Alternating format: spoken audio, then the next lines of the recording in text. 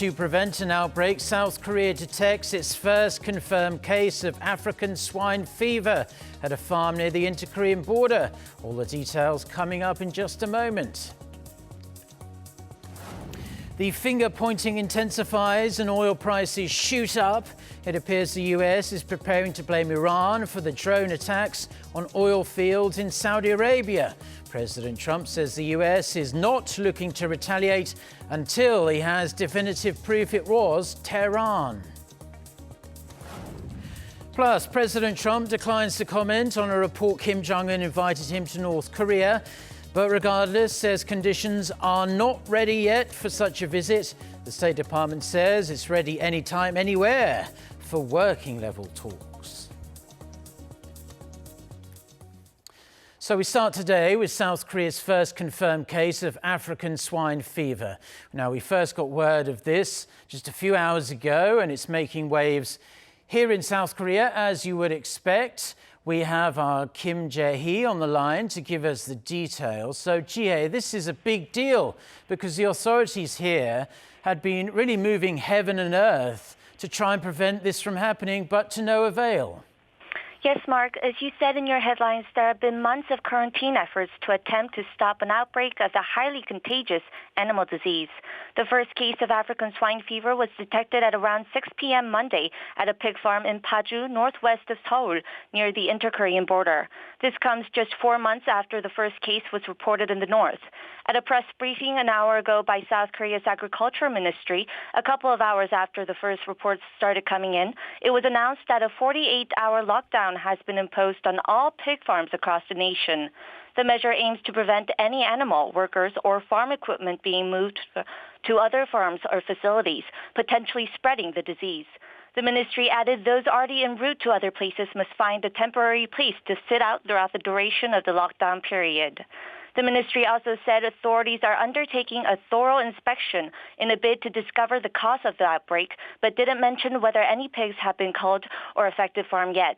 Reports say 5 pigs were found dead at the Paju farm from what was determined to be a high fever. In around an hour from now, South Korean Prime Minister Lee Na-kyun will also hold an emergency meeting to discuss ways to try and contain the disease. Since North Korea revealed its own case of African swine fever in late May, the South Korean government designated 10 areas near the border as special management zones and launched quarantine measures as part of efforts to prevent the virus entering the south. African swine fever is a disease highly fatal to pigs, with a near 100% mortality rate. It's highly contagious in pigs and no vaccines currently exist, but it's important to stress that the disease is harmless to humans. However, what happens next and the damage this could cause South Korea's agriculture and livestock industries remains to be seen. I'll have more updates in our later newscast, Mark. Okay, thank you very much for that report. Hopefully the authorities can get a handle on this situation before it gets any worse. But definitely a story we'll be following for the coming days and weeks, I'm sure. Now, South Korea has criticized Japan over concerns it's planning to release radioactive wastewater from the Fukushima nuclear power plant into the Pacific Ocean. A senior South Korean official warned that if Japan decides to release the water, it would be a grave international issue. Lee Seung-jae with the details. Speaking at the IAEA General Assembly on Monday, South Korea's first Vice Minister of Science and Information and Communication Technology, Moon Mi-ok, slammed Japan over reports it was planning to release radioactive wastewater from Fukushima into the sea. The minister said that if the highly contaminated water is discharged, it would shift from a domestic Japanese problem to a global one. High-level Japanese government officials recently started to state that marine discharges are inevitable as a way to deal with Fukushima contaminated water.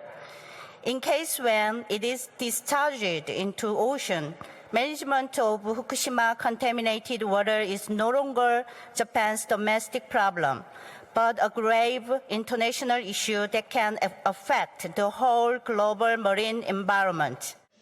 She also urged the IAEA to work closely with Japan in dealing with the contaminated water, just as they have been in regards to the Fukushima accident.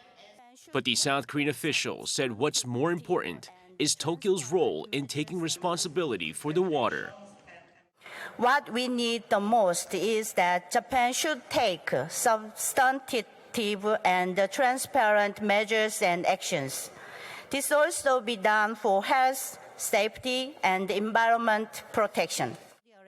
In response to South Korea's warnings, the Japanese ambassador to the IAEA insisted the decision to release the contaminated wastewater hasn't been reached yet. The remarks made by a former member of cabinet were expressed as his personal opinion. In fact, the governmental subcommittee on handling Alps treated water has been examining the issue in a comprehensive manner, including countermeasures for the reputational damage. The committee has not reached any concrete conclusion. Japan has been storing contaminated water from the 2011 Fukushima nuclear power plant disaster, but could run out of space by 2022. Concerns are rising that Tokyo could release the water into the Pacific, a move that could trigger an environmental disaster. Lee Seung-jae, Arirang News.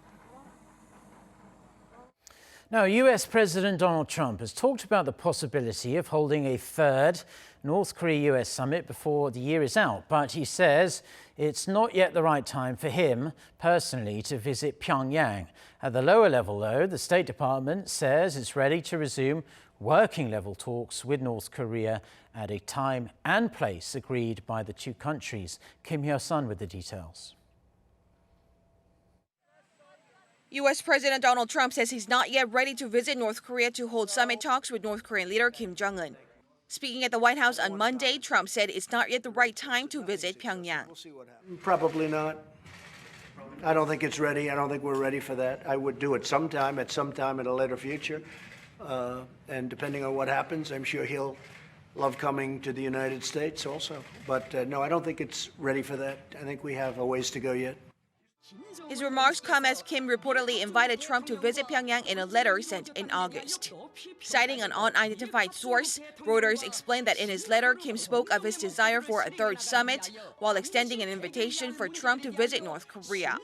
On a related note, the U.S. State Department said Monday that it's ready to resume denuclearizing talks with Pyongyang. This was in response to a statement issued by North Korea's foreign ministry that called on Washington to remove all threats and hurdles to resuming working-level talks. The statement came after an offer by the North's first Vice Foreign Minister Choi Sun-hee to resume talks at the end of September. A State Department spokesperson told South Korea's Yonhap News Agency that Washington welcomes Pyongyang's commitment to resume talks, adding the U.S. is ready to sit down at a time and place to be agreed. During a phone call with Japan's new foreign minister on Monday, U.S. Secretary of State Mike Pompeo reiterated their shared goal of achieving North Korea's final and fully verified denuclearization. Pompeo also emphasized Washington's determination to cooperate with Tokyo on a wide range of regional and global issues. Kim Hyo-sun, Arirang News. Now, over the past few days, fingers have been pointing left and right over who was responsible for last weekend's drone attack on critical Saudi Arabian oil facilities that seriously disrupted the entire global crude market. Houthi rebels in neighboring Yemen insist it was them, but US President Donald Trump is strongly leaning now toward it being Iran. Kim Il-kyun reports. The U.S. is again pointing an accusing finger at Iran over last weekend's drone strikes on two major oil plants in Saudi Arabia. Speaking at the White House on Monday, President Trump said it looks like Iran was behind the attacks, but stressed he does not want war with Iran. But even so, Trump added that Washington has the best weapons systems in the world, stressing that the U.S. is more prepared for conflict than any other country in history. No, I don't want war with anybody, but we're prepared more than anybody. We have military power, the likes of which the world has never seen. I'm not concerned at all. I'd like to avoid it. And we now have more ammunition, more missiles, more rockets, more tanks. We have more of everything than we've ever had before. However, he said the U.S. is not looking at retaliatory options until they have definitive proof Tehran was responsible. The remarks reflect a softer tone from the U.S. leader compared to previous days, as Trump tweeted Sunday that Washington was, quote, locked and loaded over Iran. Iran continues to reject the allegations, though a Saudi-led coalition claimed on Monday that Yemen's Houthi rebels carried out the attacks with Iranian weapons. Iranian President Hassan Rouhani insisted the strikes were not linked with his country and claimed they were a reciprocal measure by Yemeni people to assaults against them. Yemeni people are exercising their legitimate right of defense. The attacks are reciprocal, and the main solution is to halt these attacks. The solution for Yemeni crisis is also political. We believe in that. Saudi Arabia's Ministry of Foreign Affairs says internal investigations are still ongoing to determine the source of the attack. Last Saturday's drone attack caused a temporary shutdown of the plants and prompted global oil prices to spike. Kim Mo-gyun, Arirang News. So, as we just heard there, oil prices, they did spike massively on Monday following that devastating attack on the very heart of Saudi Arabia's oil production facilities. Also sent shockwaves through markets around the world and could potentially disrupt the global crude oil supply for some time to come. So let's pull up the figures for you. US oil futures, as you can see, jumped a startling 12.59% there to around $67.8, and WTI, that jumped around 12.4%, or almost $7 a barrel to 61.64. Now, futures of Brent crude, as you can see, were also sharply up. So let's follow on from that report there. So this recent attack by someone, we don't know who, in Saudi Arabia has prompted the South Korean military to consider its own defense mechanisms if the country experienced similar threats, especially from north of the border, North Korea. Kim Ji-yeon has this report. The coordinated drone strikes on key Saudi Arabian oil facilities have raised questions on whether South Korea is prepared to defend itself from similar attacks. If each drone carried some 3 to 4 kilograms of explosives, their combined damage on a target would be equivalent to a blast from 48 C4 bombs detonated together. A South Korean military source confirmed that the Capital Defense Command has already imported from Israel anti-drone systems. Called the Security Sky Radar, they're being used to defend key government and military sites in Seoul through the detection of radio signals sent by the flying objects. But the radar system does not cover public airspace, including nuclear power plants in South Korea, located outside the capital, which made them easy to target if the North were to coordinate drone attacks. And these assumptions point at a dismal and very possible reality that South Korea could face, as North Korean drones have flown into the country before.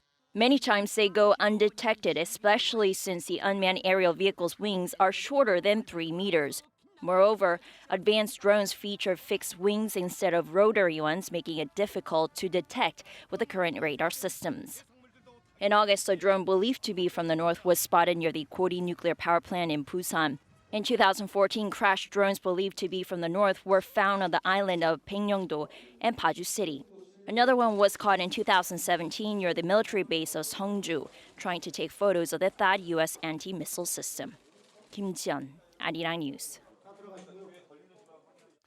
The United States and China, they are going to hold working-level talks in Washington on Thursday, potentially paving the way for high-level trade talks in October aimed at bringing an end, maybe, to their prolonged trade war. Reuters reports the U.S. Trade Representative's office did not offer any further details, though. During the high-level talks that are set for early next month, U.S. Trade Representative Robert Lighthizer and Treasury Secretary Steven Mnuchin, they will be the two men leading the Trump administration's delegation. Chinese Vice Premier Liu He will lead Beijing's delegation.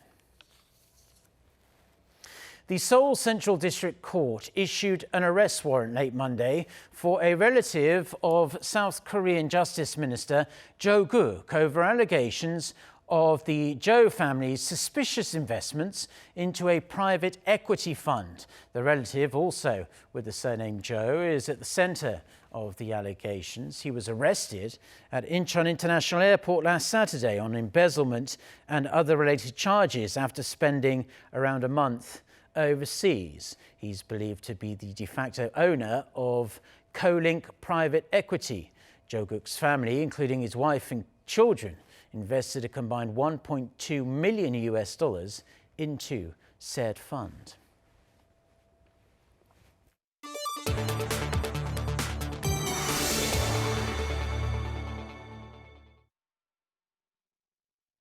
Hong Kong's pro-democracy protests mark their 100th day.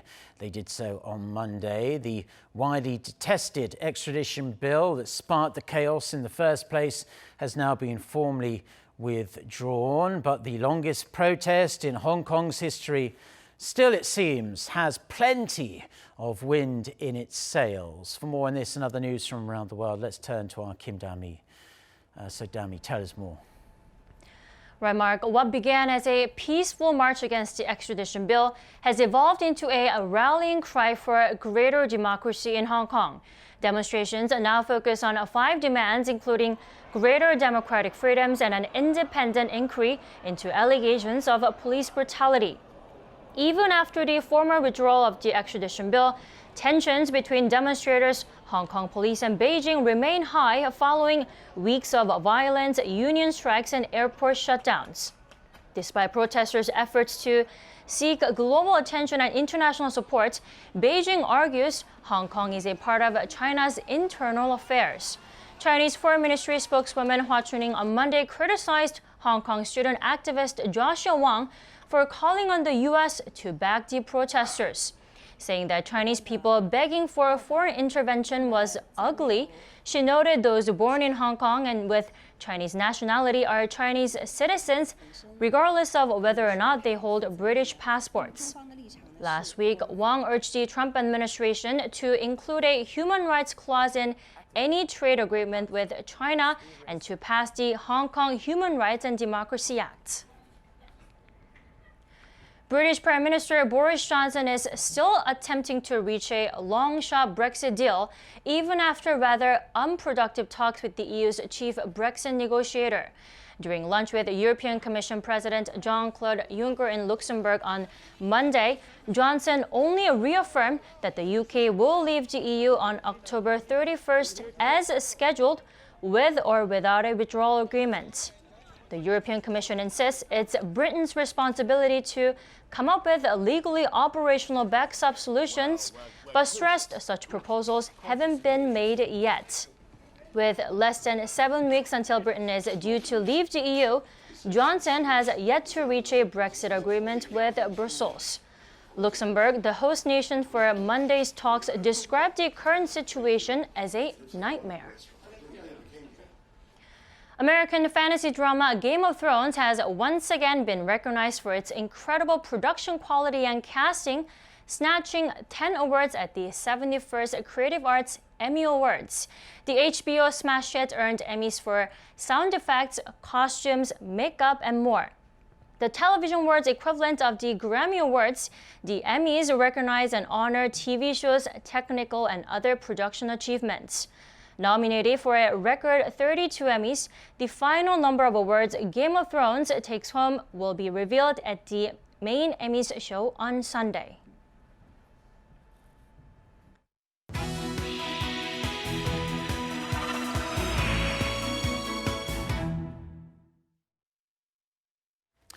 Time now for our Life and Info segment, where we focus on information we do hope will be useful for your everyday life. Now, fuel surcharges on international flights operated by South Korean airlines, they're going to be reduced next month, according to industry sources on Tuesday. Local carriers such as Korean Air and Asiana Airlines will lower fuel surcharges the level one notch lower from the current 4 to 3 on international routes. The maximum extra charge for fuel on one-way international flights will be adjusted down to just over $29.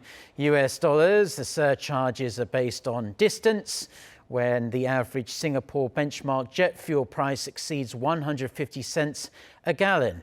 From August 16th to September 15th, the price averaged 173 cents a gallon, falling under level 3 fuel surcharge category for international routes issued in October. Fuel surcharges on domestic routes will also be lowered by one level from 4 to 3, starting next month to $3.70. South Korea has started the issuance of a new type of driver's license in the English language. It is valid for use in 33 different countries, including the United Kingdom, Australia, Singapore, and some parts of Canada. According to South Korea's National Police Agency, local drivers can apply for the new license for the very reasonable cost of around $9 at a local police station or go to your nearby test centre. However, it's important to keep in mind that the terms of use differ for each overseas country. Now, starting in October, South Korea will allow new fathers to take extra days off to spend more cherished time with their newborn sons or daughters. The government will also provide an additional 30 days of unemployment benefits to those without a job. Our Ji-young has this report. Currently, new dads in South Korea can take up to 5 days of paternity leave, which includes 3 days of paid leave. However, starting next month, the maximum period of paternity leave in South Korea will be raised from 5 days to 10 days with full pay of the entire duration. The application deadline will also be extended to 90 days after the birth of the child from the current 30 days. Also, instead of going on leave for a single uninterrupted stretch, fathers will now be able to divide them into 2 separate time periods. The revised law also includes measures to further reduce the working hours of new mothers. Although the current law allows shorter working hours for a maximum of 1 year, mothers weren't afforded any additional time off if they had already taken a year off for maternity leave. The new measures will allow mothers of children under the age of 8 to request shorter working hours for a period of 1 year, even after returning from maternity leave. The ministry has allowed the reduction of working hours for up to 2 years for the mothers and has extended the paid leave period for the fathers. In a separate move, the duration of unemployment benefits payment will also be extended by 30 days starting October 1st. Unemployment benefits will now be offered for a maximum of 270 days, dependent on the recipient's age and his or her enrollment in employment insurance. Payments will also be raised from the current 50% to 60% of the country's average wage, but the hard cap will remain unchanged at 66,000 Korean won per day, which is around $55. Ji-young, Arirang News. Now, finally, before we get a weather update, let's get some cultural news. The city of Seoul is looking to become a global city of music.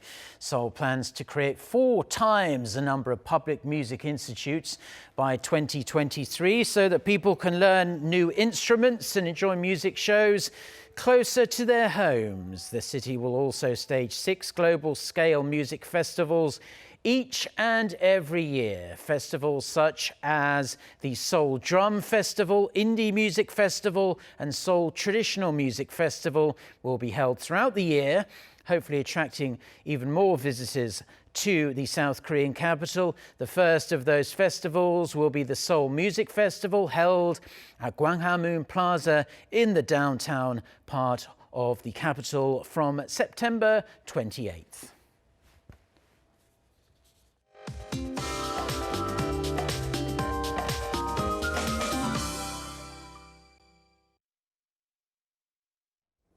Good morning.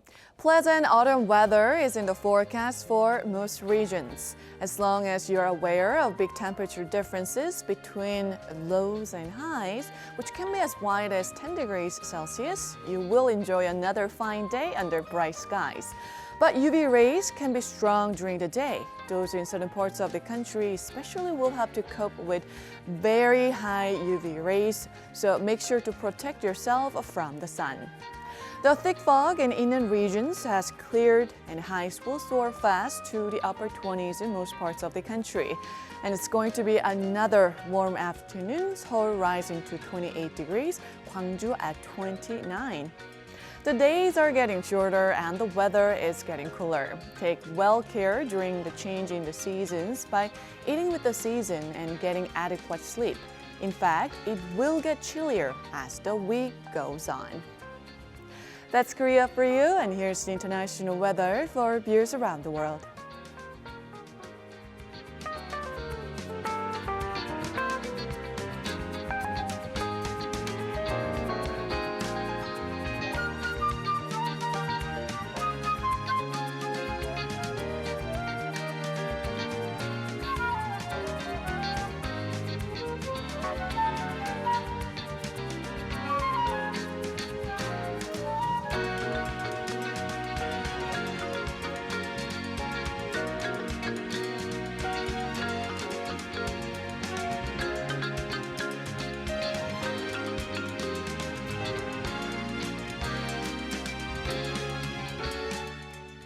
Well, that's where we're going to have to leave the news and weather for now on this Tuesday morning here in Seoul. Stay tuned to Arirang TV.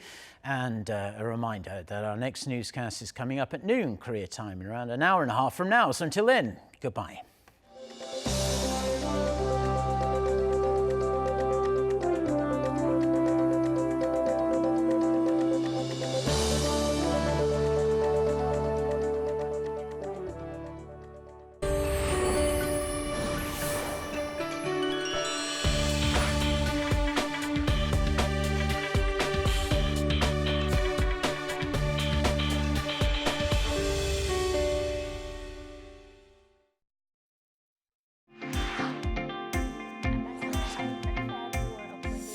(2019) has been a big year for